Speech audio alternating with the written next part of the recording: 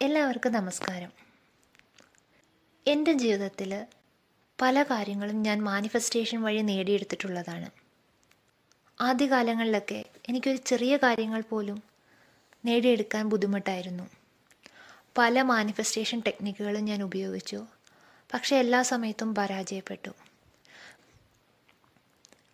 പിന്നീട് ഞാൻ പിന്തുടർന്നു വന്ന ചില ശീലങ്ങൾ എൻ്റെ മാനിഫെസ്റ്റേഷൻ്റെ പവർ കൂട്ടുകയും പല കാര്യങ്ങൾ അതിലൂടെ നേടിയെടുക്കുകയും ചെയ്തു.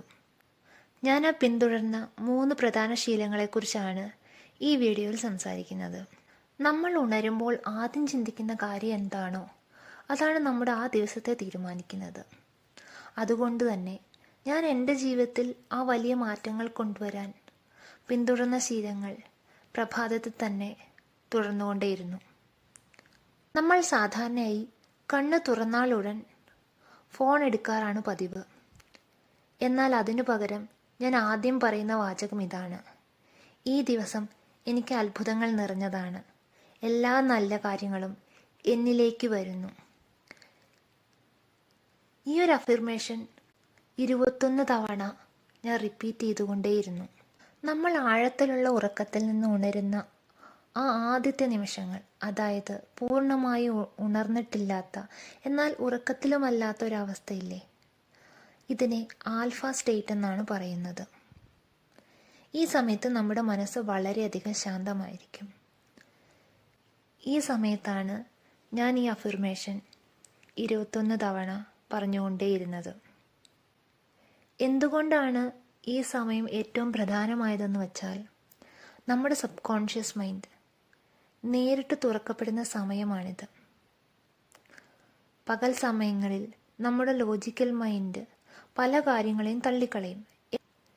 എന്നാൽ ആൽഫ സ്റ്റേറ്റിൽ നിങ്ങൾ എന്ത് ചിന്തിക്കുന്നുവോ അത് നേരിട്ട് നിങ്ങളുടെ അബോധ മനസ്സിൽ പതിയും. അവിടെ പതിയുന്ന കാര്യങ്ങളാണ് പിന്നീട് നമ്മുടെ ജീവിതത്തിൽ യാഥാർത്ഥ്യമാകുന്നത്. അതുകൊണ്ടാണ് രാവിലെ എണീറ്റാൽ ഉടൻ ഫോൺ നോക്കരുത്, പകരം നല്ല ചിന്തകൾ, നല്ല അഫിർമേഷൻസുകൾ പറയണമെന്ന് പറയുന്നത്. ഞാൻ ചെയ്ത രണ്ടാമത്തെ കാര്യം ഗ്രാറ്റിറ്റ്യൂഡ് ജേർണലിംഗ് ആണ്. എൻ്റെ കയ്യിലുള്ള ചെറിയ കാര്യങ്ങൾക്ക് പോലും ഞാൻ നന്ദി പറഞ്ഞുകൊണ്ടേയിരുന്നു. പ്രധാനമായും 5 കാര്യങ്ങളെ എടുത്ത് ഞാൻ കിട്ടിയതായി ഭാവനയിൽ കണ്ട് അതിന് നന്ദി പറഞ്ഞുകൊണ്ടേയിരുന്നു. അത് രാവിലെയും ചെയ്തു, രാത്രി ഉറങ്ങുന്നതിന് മുമ്പും അന്ന് കിട്ടിയ 5 നന്മകളെക്കുറിച്ച് ഞാൻ ഡയറിയിൽ എഴുതി നന്ദി പ്രകാശിപ്പിച്ചുകൊണ്ടേയിരുന്നു. മൂന്നാമതായി ഞാൻ ചെയ്ത കാര്യം മെഡിറ്റേഷനാണ്. ഒരു 10 to 15 മിനിറ്റ്സ് നിശബ്ദമായി ഇരുന്ന് പ്രകൃതിയോട് സംവദിച്ചു.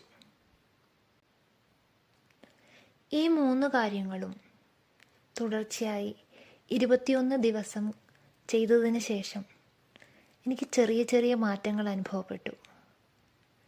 ഞാൻ ആഗ്രഹിച്ച ഓരോ കാര്യങ്ങളും മെല്ലെ മെല്ലെ എൻ്റെ ജീവിതത്തിലേക്ക് വന്നു ചേർന്നു.